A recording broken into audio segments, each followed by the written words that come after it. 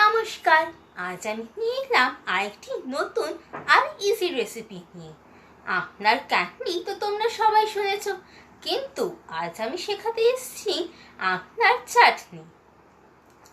আপনার চাটনি একটি মুখরোচক খাবার হলেও এর মধ্যে অনেক নিউট্রিয়েন্টস আছে, যেমন vitamin A, B, C, omega three, iron, phosphorus, potassium etcetera. এটি ছোট থেকে বড় সব মানুষের জন্যেই খুব ভালো। তো চলো শিখে নেওয়া যাক রেসিপিটি। এই রেসিপির মেন ইনগ্রিডিয়েন্টস হলো আমলা আর গুড়। এটি বানানোর জন্যে প্রথমে আমলাগুলো ধুয়ে নিতে হবে। ধুয়ে সামান্য জল দিয়ে সেদ্ধ করে নিতে হবে।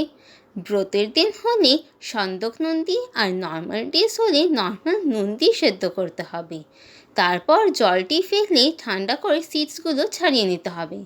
সিডস ছাড়ানোর পর এটিকে ব্লেন্ডারে ব্লেন্ড করে নিতে হবে। তারপর নিজের আন্দাজ মতন যতটা মিষ্টি খেতে চাও ততটা গুড় ধুয়ে কড়াইয়ে মেল্ট করে নিতে হবে।